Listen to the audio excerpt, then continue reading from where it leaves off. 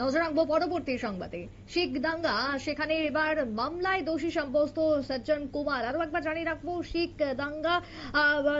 দাঙ্গার যে মামলা, সেখানে এবার দোষী সাব্যস্ত হলো সজ্জন কুমার। 18ই ফেব্রুয়ারি সাজা ঘোষণা করবে আদালত, এমনটাই খবর উঠে আসছে এই মুহূর্তে দাঁড়িয়ে। তবে এক্ষেত্রে টেলিফোন লাইনে রয়েছেন সিনিয়র এক্সিকিউটিভ এডিটর বিতিন সরকার। বিতিন, আজকে হঠাৎ এই যে শিখ দাঙ্গা মামলায় দোষী সাব্যস্ত সজ্জন কুমার, যদি আমরা 84-র কথা বলি, সেখানে তো শুধুমাত্র সজ্জন কুমার নয়, আরো একাধিক নাম উঠে এসেছে।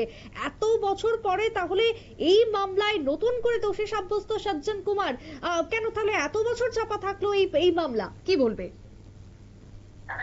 দেখো, এই বিষয় নিয়ে বলতে গেলে অনেক বিস্তারিত কথা বলতে হয়। এই স্বল্প পরিসরে শিখ দাঙ্গা বিশ্লেষণ করা যায় না।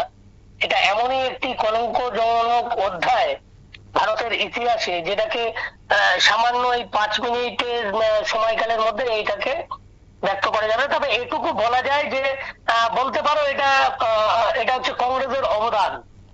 অবশ্যই এটা কংগ্রেস কর্মীরা বা নেতারা তারা কিভাবে দেখবেন তাদের ব্যাপার, কিন্তু সাংবাদিক হিসেবে বলতে গেলে বলতে হয় ভারতবর্ষকে অনেক কিছু দিয়েছে কংগ্রেস, তার মধ্যে 84-র শিখ দাঙ্গা।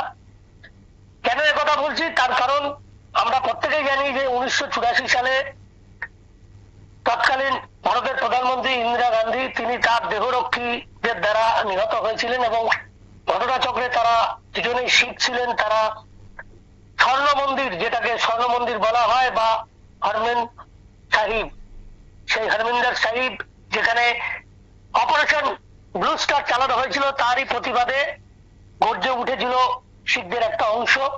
এবং সেখান থেকেই তৎকালীন প্রধানমন্ত্রী ইন্দিরা গান্ধীর হত্যা, এবং সেটাকে কেন্দ্র করে একটা হত্যার মতো জঘন্য ঘটনাকে কেন্দ্র করে ঘটে গিয়েছিল আরো হাজার হাজার মানুষের হত্যা। এই 84 সাল থেকে এত বছর কেন লাগছে, যে তুমি যেটা জিজ্ঞেস করলে, তার বদান্যতাই হচ্ছে কংগ্রেস। আমরা যদি দেখি যে 1984 সালের ঘটনা শিখ দাঙ্গার পর তদন্তকারী যে নানাবতী কমিশন গঠিত হয়েছিল, সেই সময় একটা কমিশন গঠিত হয়েছিল, যেটা এই প্রজন্মের অনেকেই জানে না। সেটা হচ্ছে যে নানাবতী কমিশন গঠন করা হয়েছিল, এবং সেই নানাবতী কমিশনে এই যে সজ্জন কুমার আজকে এত বছর পর, এত যুগ পর তাকে দোষী সাব্যস্ত করা হয়েছে, এবং 18 ফেব্রুয়ারি তার সাজা ঘোষণা হবে।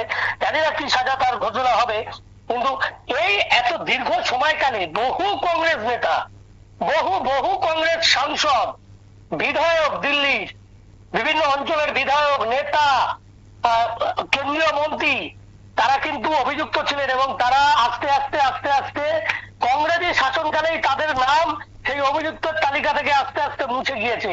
এদের মধ্যে সব থেকে উল্লেখযোগ্য যে নাম, সেটা কিন্তু সজ্জন কুমার নয়, সেটা হচ্ছে জগদীশ টাইলার।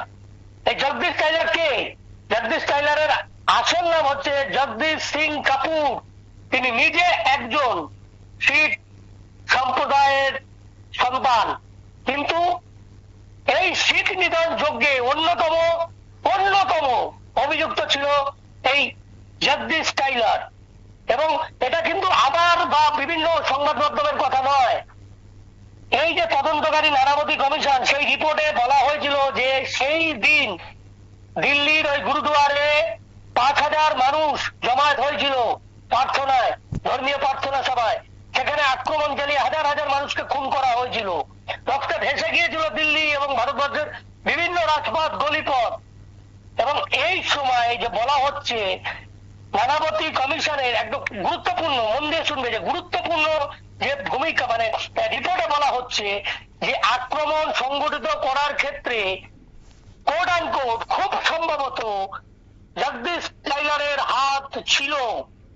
কিন্তু কি হলো, তৎকালীন কংগ্রেস নেতৃত্ব এবং ভারত সরকার সুনির্দিষ্টভাবে আস্তে আস্তে ধীরে ধীরে বিভিন্ন প্রমাণ, এই জগদীশ টাইলার সহ আরো বিভিন্ন যে কংগ্রেস নেতারা সারা দেশ জুড়ে 84 সালে ইন্দিরা গান্ধী হত্যার পর পাড়ায় পাড়ায়, মহল্লায় মহল্লায় শিখ নিধন যজ্ঞ শুরু করেছিল। সেখান থেকে সেই অভিযুক্তরা আস্তে আস্তে ছাড়া পেয়ে গিয়েছিল।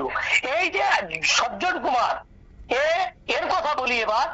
এ ছিল হচ্ছে, আমার যতদূর মনে পড়ছে, যে সরস্বতী বিহার, এটা একটি দিল্লির একটি অংশ, সরস্বতী বিহার।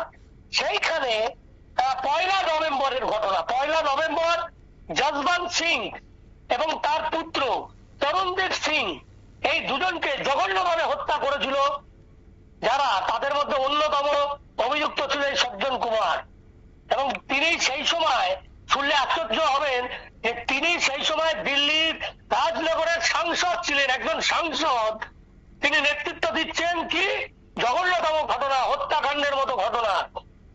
এবং আশ্চর্যের এই বিষয় যে 84 সালের পর থেকে, এটা 2024 সাল, সেই অর্থে কংগ্রেসের তাবর তাবর সাংসদ, তাবর তাবর মন্ত্রী, তাবর তাবর নেতারা, যাদের নাম উঠে এসেছিল এই শিখ নিধন যজ্ঞে, তাদের অনেকেই ছাড়া পেয়ে গেছেন। তাদের অনেকের নাম ধীরে ধীরে মুছে ফেলা হয়েছে কংগ্রেস আমলে এই অভিযুক্তের তালিকা থেকে। যাই হোক, সজ্জন কুমার শেষ পর্যন্ত তিনি দোষী সাব্যস্ত হয়েছেন এবং 18 তারিখ তার সাজা ঘোষণা হবে আমরা জানতে পারছি। এবং এই যে যশবন্ত সিং এর অভিযোগের ভিত্তিতে, মানে স্ত্রী যশবন্ত সিং এবং তার পুত্রকে হত্যা করা হয়েছিল, এবং সেই যশবন্ত সিং এর স্ত্রীর অভিযোগের ভিত্তিতেই কিন্তু সজ্জন কুমারের নাম উঠে এসেছিল। এবং 2021 সালের 16ই ডিসেম্বর আদালতে, দিল্লির নিম্ন আদালতে এই সজ্জন কুমারের বিরুদ্ধে খুনের চার্জ গঠনের নির্দেশ দেওয়া হয়েছিল। এখন দেখার যে 18 তারিখ আদালত ঠিক কি রায় ঘোষণা করে, কি সাজা ঘোষণা করে। সুপ্রীতি, বেশ, ধন্যবাদ বিতিন তোমায়। অর্থাৎ ইতিমধ্যেই শিখ দাঙ্গা, যে দাঙ্গাতে এবার সজ্জন কুমার মূলত অভিযুক্ত, মামলায় দোষী সাব্যস্ত এবং 18ই ফেব্রুয়ারি সাজা ঘোষণা করবে আদালত। দুই ব্যক্তিকে খুনের অভিযোগে দোষী প্রাক্তন কংগ্রেসের সাংসদ। তবে সেই জায়গায় 18 তারিখ, অর্থাৎ আগামী 18ই ফেব্রুয়ারি কি হতে চলেছে, কি সাজা ঘোষণা করা হবে, এবং 84 দাঙ্গায় আরো যারা যারা জড়িত রয়েছে তাদের আদৌ কি কোনো খুঁজে বের করে দোষী হিসেবে সাব্যস্ত করা হবে, একাধিক প্রশ্ন আজকে উঠে আসছে আজকে শিখ দাঙ্গা মামলায়। ছোট্ট একটা বিরতির পর ফিরে আসবো, সঙ্গে থাকুন।